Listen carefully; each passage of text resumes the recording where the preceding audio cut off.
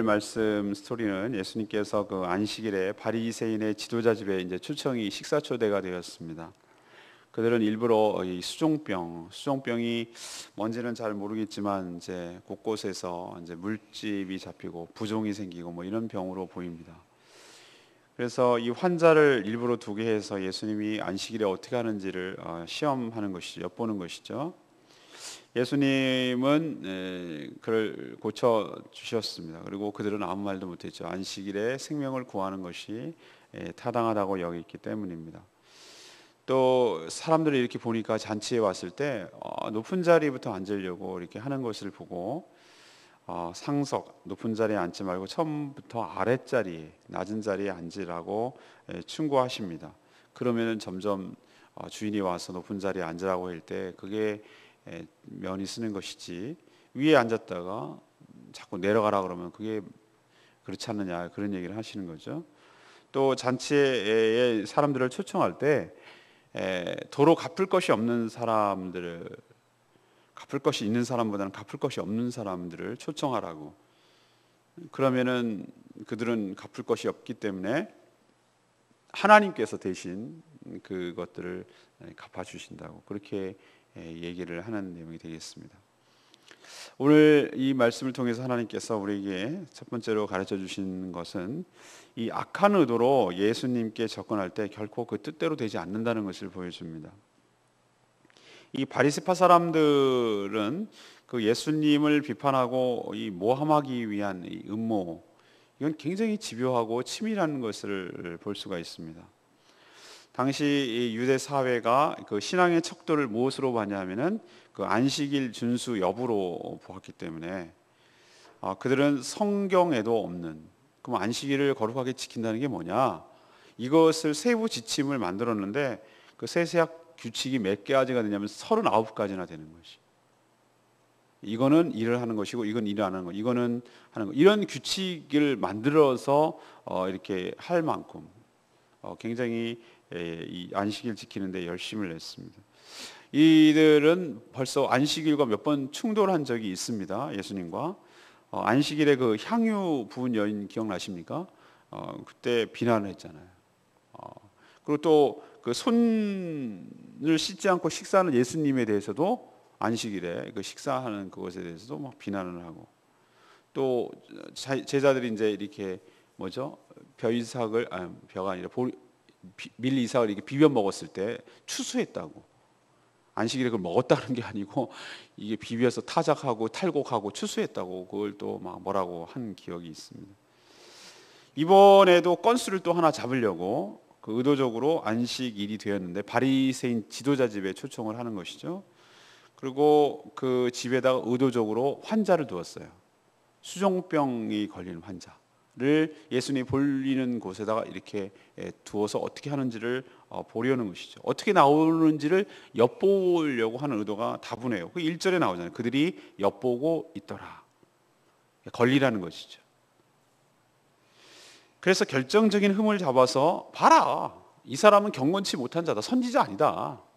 진정한 선지자라면 안식일을 이런 식으로 대하지 않는다. 안식일에 일하는 자는 하나님 보낸 자가 아니다. 이런 식으로 그 물증을 잡으려고 그렇게 일부러 공경에 빠뜨리려는 그런 악한 목적과 의도로 그렇게 하는 것이죠. 예수님은 그런 의도를 너무나 잘 알고 있었어요. 왜 모르시겠어요? 그들의 속내를 갖다가 간파 다 하고 계시죠. 그분이 사람을 창조하실 때 같이 개입하신 분이신데 왜 모르겠어요?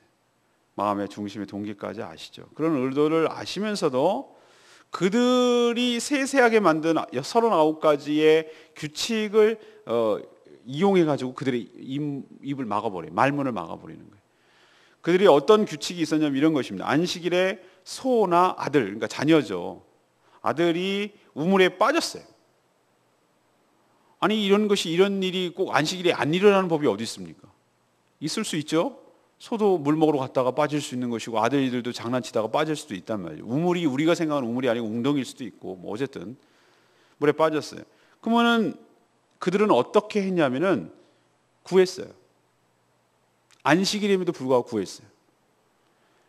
우리는 내일 모레 이렇게 묵상하는데 바리새인들은 돈을 좋아하는 자들이라 이런 표현이 나옵니다.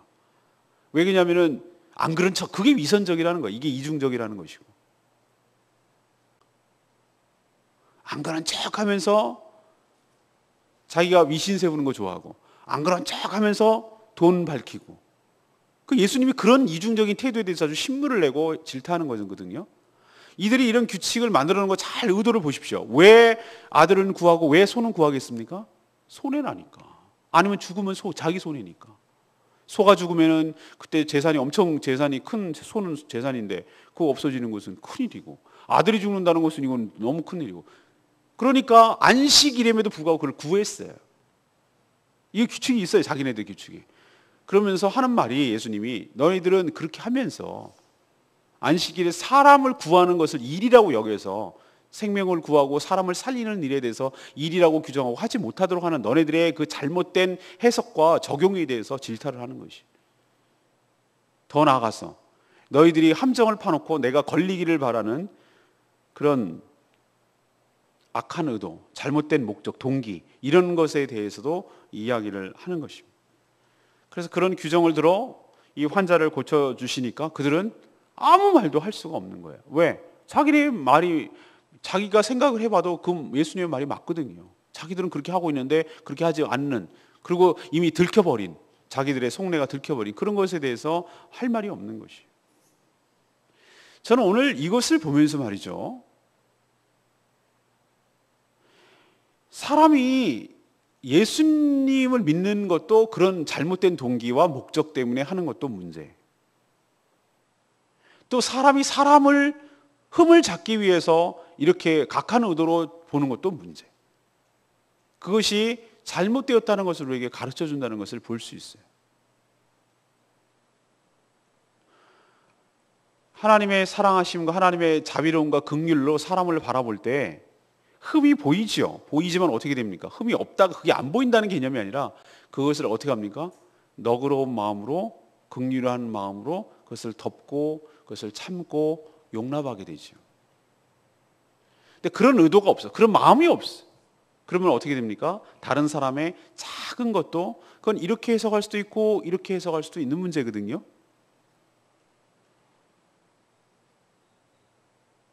그런데 항상 안 좋게 해석을 하는 쪽으로 삼아요. 여러분 얘기해 보십시다. 어떤 사람이 성품이 막 얘기하는 거 좋아하고 그러면은 그거를 참 사람이 밝고 참 사교적이고 그래. 그러면 긍정적이잖아요, 그거. 근데 그것의 부정은 또 뭡니까? 사람이 말이 많고 너무 촐싹거리고 뭐 그래. 이건 부정적이죠. 똑같은 것을 보고. 자, 그러면은 그런 얘기 들어가지고 입을 쑥 다물고 있어서 가만히 있었어요. 그러면은 어떤 사람이 이렇게 얘기합니다. 사람이 신중하고 과묵하고 참 말을 아껴, 이렇게 얘기합니다. 그 반대 개념은 또 뭐겠습니까? 사람이 답답하고 뭐 소통하는 게 없고 이렇게 합니다. 똑같은 걸. 그럼 어느 장단에 춤을 추란 얘기예요? 그러니까 그 사람이 문제가 아니고요, 그렇게 보는 사람이 문제라는 거예요. 제 말씀을 드리려는 것은. 흠을 잡으려고 하면 다 걸립니다. 이렇게 하면 이렇게 걸리고 이렇게 하면 이렇게 걸리고. 사람은 그래요. 왜 그러냐면 상대적이기 때문에. 우리의 성격은 그것이 장점이자 곧 단점이거든요. 누구나 다 그래요. 그것을 어떻게 보느냐의 문제예요. 예수님을 어떻게 보느냐의 문제예요. 이들이 주님의 선지자로 바라보고 주님께서 보낸 하나님의 아들로 바라보고 우리를 위해서 복음을 전해주고 이렇게 하는 자로 보면은 이것이 하나도 문제가 되지 않아요. 그의 권위가 인정되기 때문에. 그러나 그렇지 않게 보는 순간 모든 것이 다 문제가 돼요. 그리고 악한 동기로 이런 식으로 함정을 파고 모함을 할 거리를 찾게 되는 것입니다. 예수님을 고치는 것이 아니라 그렇게 바라보는 삶의 태도와 관점을 고치는 것이 더 먼저일 줄로 믿습니다. 그리고 악한 뜻을 적용하고 접근한다고 해서 예수님께서 그 목적에 넘어갈 분도 아니고 뜻을 이루지도 못한다는 사실을 우리에게 분명하게 보여주고 있는 줄로 믿습니다. 오늘 두 번째, 자기를 높이는 자는 낮아지고 자기를 낮추는 자는 높아진다는 것을 가르쳐 줍니다. 예수님이 초대되었다고 그랬죠, 잔치에, 안식일에. 근데 보니까 경쟁적으로 높은 자리에 서로 앉으려는 사람들을 본 거예요. 바리새인들의 특징이 그거거든요. 말이 아닌 척하면서 말이지 그 서열을 정하고 조금이라도 더 높은 상석에 앉으려는 그런 시커먼 마음들이, 명예욕들이 다 눈에 보이거든요.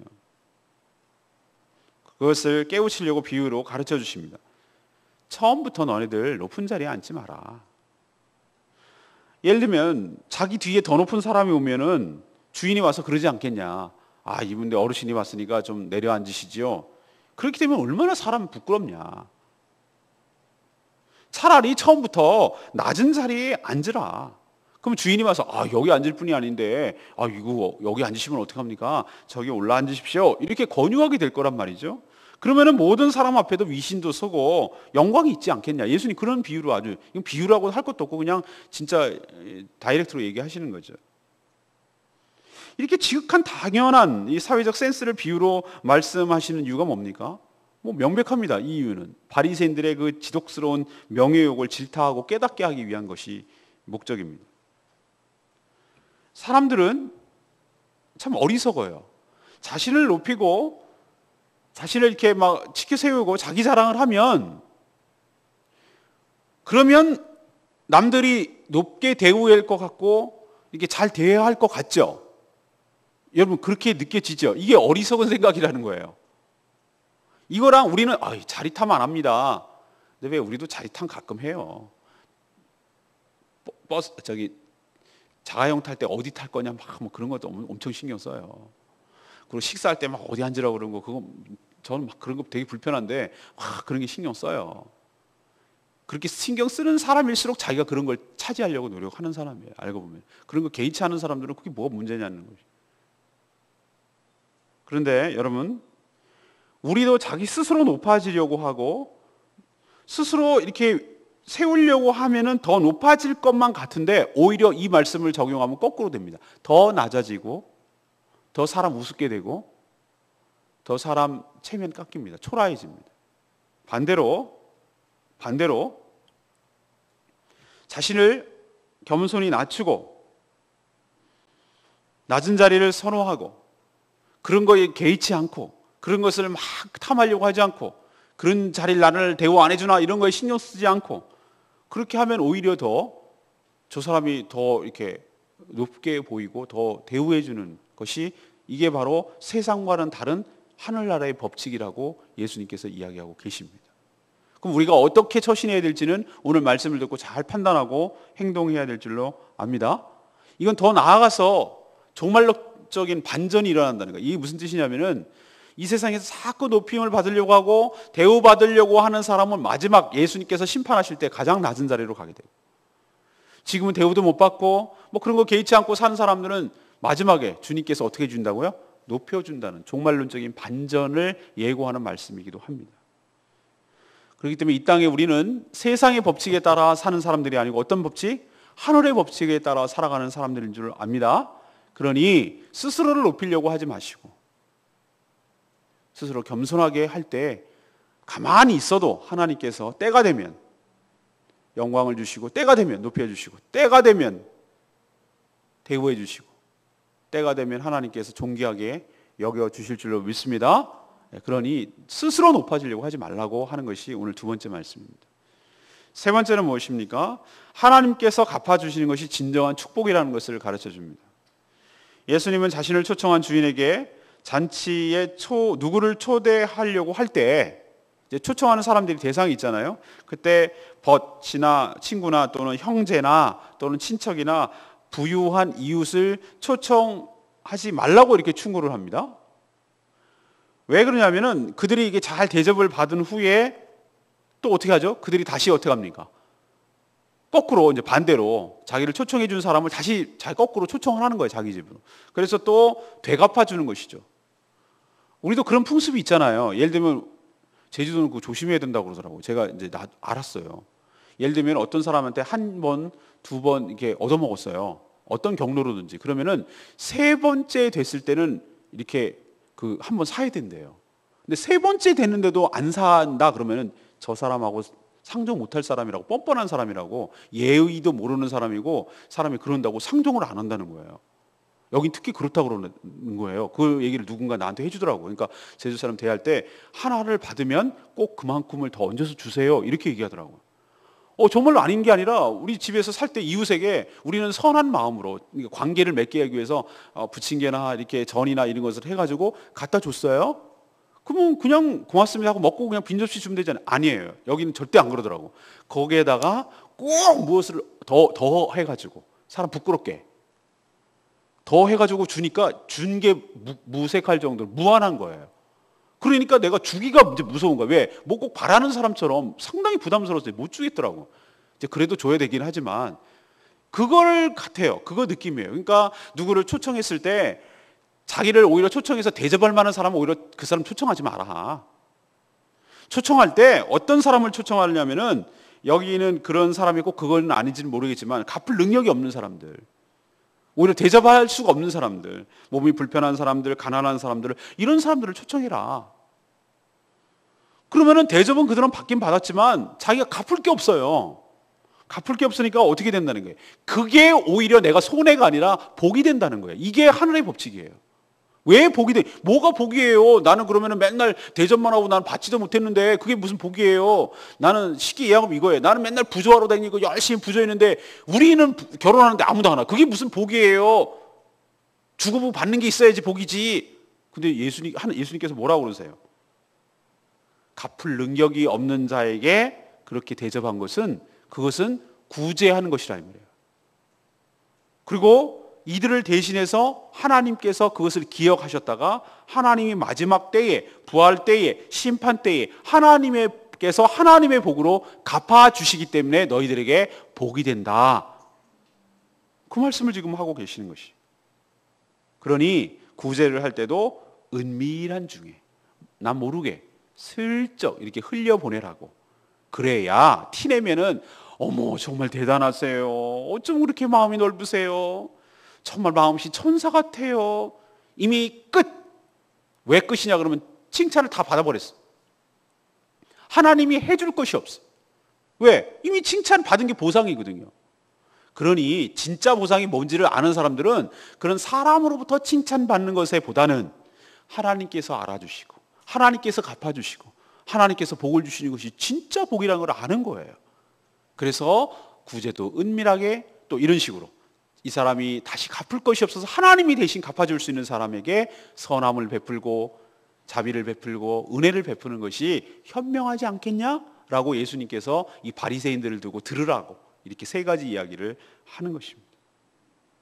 우리 역시 사람이 아니라 하나님이 주시는 것에 가치를 두고 거기에 영원하다는 것을 생각하고 우리도 이렇게 베풀며 나누며 기대하지 말고 하나님께서 갚아주시니까 우리도 생각해 보세요. 오늘 MK들 떠났는데 이 친구들이 무슨 수련회비 내고 와요. 뭐 우리 재정 다 들어가야 돼요. 그래서 우리 제주노회에서 또 많은 교회들이 후원했어요. 그래서 그렇게 했어요. 이들은 다 선교사님 자녀들이 무슨 돈이 있어요, 그분들이. 이게 바로 제대로 하는 거란 말이에요. 이게 제대로 하는 거라. 오늘 말씀이 딱 부합하게 사는 거예요. 이들은 갚을 능력이 없어요. 그래서 제가 얘기했어요. 여러분들 정말로 그 사랑과 우리 성도들의 헌신과 그것이 감사하다면 저희 교회를 잊지 마시고 이 제주도를 잊지 마시고 기억날 때마다 관광지라고 생각해 주지 마시고 여기가 선교지라고 여러분들이 부모님들이 선교하는 그 선교지랑 똑같다고 생각하시고 이 제주도를 위해서 간절히 기도해 주세요. 그게 우리를 위해서 사랑을 갚아주는 길이에요. 이렇게 얘기했어요. 이게 진짜 예수님의 말씀과 딱 해요. 이들은 갚을 능력이 없어요. 당당하지 못해요. 왜? 자기 돈 내고 자기가 하면은 뭐가 그게 당당하죠. 근데 그런 게 없어요. 그러니까 오히려 우리의 섬김이 의미가 있고 우리의 그 헌신이 의미가 있고 그게 보람이 있고 그러면 하나님께서 어떻게 합니까? 우리 교회를 축복하시고 하나님께서 우리 여러분 섬기했던 여러분들을 모두 축복하시고 은혜를 베풀어 주시고 하나님께서 이렇게 이 오늘 말씀대로 하나님께서 갚아주실 줄로 믿습니다. 이게 제대로 된 거라 이 말이에요. 오늘 내 말씀 6절 말씀 그들이 이에 대하여 대답하지 못하니라. 바리새인들이 함정을 만들어 놓고 예수님이 거기에 빠지기를 아마 기대했을 거예요. 수종병 환자를 안식일에 공개적으로 고칠 때만 해도 옳거니 잘됐다. 우리 작전이 성공했다. 이렇게 이들은 생각했을지 몰라요.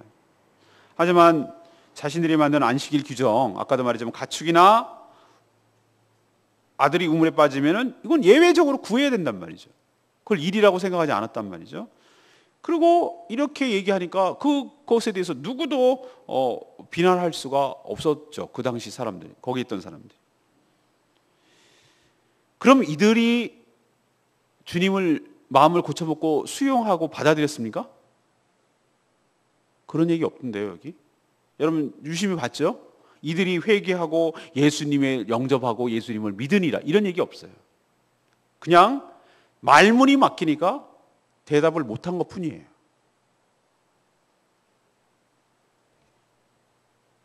제가 이거 보고 나서 좀 뭐라고 그럴까 섬찟하기도 하고 답답한 것도 느꼈어요. 여러분 우리가요 말이죠, 논리적으로 내가 틀렸고 내가 잘못이 인정됐다고 해서 사람이 고쳐질 것 같아요? 아니라는 거예요. 아니라는 거예요. 자기 의지로 안 된다는 거예요, 그게. 논리적 참패에도 불구하고 이들이 변하지 않았어요. 그냥 말문이 막혀서 할 말이 없으니까 입이 막았을 뿐이에요. 우리가 바라고 이상적인 것이 무엇입니까? 자신의 잘못을 시인하고 회개하고 돌이키고, 주님 저희들이 악한 의도로 한 것을 용서하십시오. 주님이 안식일에 어떻게 하는지 그렇게 함정을 팠습니다. 근데 저희들이 잘못 생각했습니다. 주님의 말씀이 옳습니다. 이제는 우리들이 안식에 대한 새로운 인식을 가지고 주님의 뜻에 부합하게 살겠습니다. 이런 얘기가 나와야 되잖아요. 그런 게 없어요. 그래서 예수 그리스도를 믿고 말씀에 비춰서 자신을 회개하는 것이 내 의지대로 되는 것이 아니라 하나님의 은혜와 하나님의 축복이며 성령의 역사인 줄로 믿습니다. 그렇기 때문에 우리는 어떻게 되냐면은 이렇게 기도해야 돼요. 하나님, 저를 불쌍히 여겨 주시옵소서. 제 의지조차 이것으로 회개하고 할 수가 없는 것을 잘 압니다. 저를 긍휼히 여겨 주시고 저를 불쌍히 여겨 주셔서 성령의 강력한 역사로 인해 회개의 영을 부어 주시옵소서. 제가 제 모습을 보게 하여 주시옵시고 제가 도대체 무엇이 잘못인지를 깨닫게 하여 주시고 제 말씀에 비춰서 제가 바뀌는 역사가 있도록 하나님 은혜를 부어 주시옵소서. 이렇게 울며 기도할 때 하나님께서 회개의 영을, 성령을 부어 주시고 우리를 고치며 우리를 새롭게 하시며 우리를 회개하는 역사와 은혜가 있도록 주님 축복하여 주실 줄로 믿습니다. 오늘 세 가지 말씀드렸습니다. 악한 의도로 예수님께 접근할 때 결코 그 뜻대로 되지 않는다. 시도하는 것이 어리석다. 간파당하고 말문이 막힌다. 그 얘기를 가르쳐주고 있고, 두 번째는 뭡니까? 자기를 높이는 자는 뭐하고? 낮아지고, 자신을 낮추는 자는 어떻게 되고? 주님께서 높여주신다. 겸손하게 생활하는 것이. 세 번째는 뭡니까? 하나님께서 갚아주시는 것이 진정한 축복이다. 이 땅에서 도로 한 것에 대해서 다시 다 받으려고 한다면 그건 이미 축복이 아니라는 거예요. 이미 그게 보상이니까. 그러나 갚을 것이 없는 자에게 하셔서 하나님이 대신 갚아주도록 하는 것이 진정한 축복이며 은혜인 줄로 믿습니다. 오늘 그 말씀 붙들고 기도하고 나가기를 원합니다. 우리 210장 부르고 기도하겠습니다.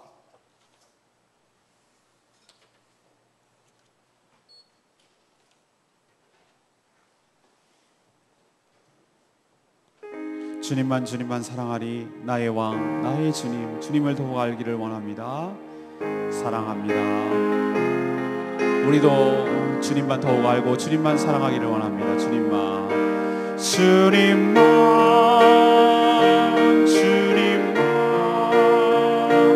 주님만 사랑하리.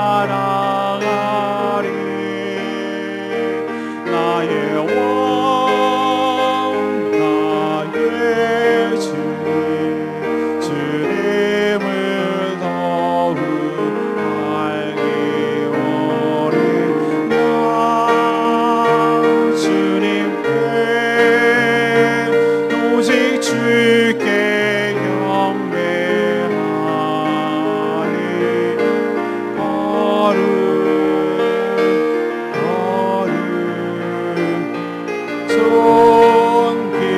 존귀하신 주 사랑합니다.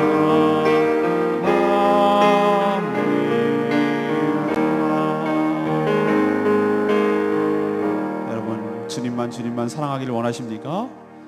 자기를 사랑하고 자기 명예를 더 사랑하고 자기 체면을 더 사랑하고 하나님 자기 논리가 더 맞았고 예수님이 틀렸다라고 생각하지 않고 주님을 더 사랑하기 때문에 자기의 모든 것을 버리고 내려놓을 수 있는 믿음을 달라고 말씀에 비춰서 나 자신을 보게 하고 그 말씀에 비추어 나를 고치게 해달라고 하나님 은혜를 부어 주시옵소서. 다같이 주여 외치며 기도하겠습니다. 주여 아버지 하나님 그렇습니다. 바리새인들이 참으로 악합니다. 예수님께 함정을 파놓고 거기에 걸려들기를 바라는 것 그 뜻대로 성취되지도 못하고 그들은 말문이 막혀서 아무것도 이루어내지 못하는 것을 봅니다. 하나님 저희들도 주님을 믿을 때 주님께 접근할 때 어떤 마음으로 접근하는지 저희들을 살피게 하여 주시옵소서. 하나님 자기 스스로를 높이고 높은 자리에 앉으려고 하는 자들은 결국은 낮은 자리로 처하고 무한당하고 창피를 당할 것이지만 사실 겸손히 낮추고 하나님 앞에 겸손히 행할 때 하나님께서 때가 되면 높여주시고 때가 되면 하나님께서 세워주시는 것을 봅니다. 우리도 하나님 앞에 사람 앞에 늘 겸손하게 살아가는 저희들 될 수 있도록 주여 도와주시옵소서. 하나님 저희도 하나님께서 갚아주시는 것이 진정한 축복인 줄 알고 하나님 앞에 온전히 맡기고 진정한 하나님께 갚아주시는 것을 기대하며 사람의 칭찬과 사람의 인정에 목말라하지 않도록 주여 도와주시옵소서. 주님만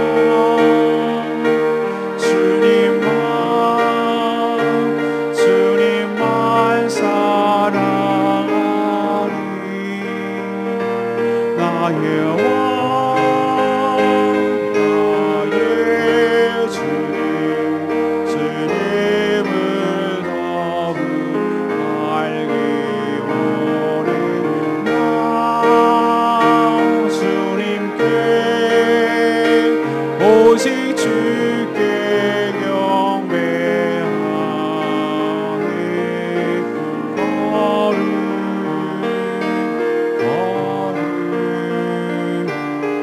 걸음 존귀하신 주 사랑합니다.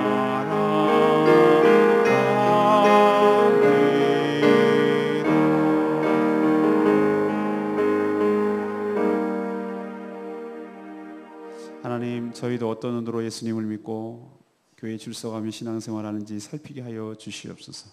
그 악한 어떤 의도도 성공할 수 없음을 깨닫게 하여 주시옵소서.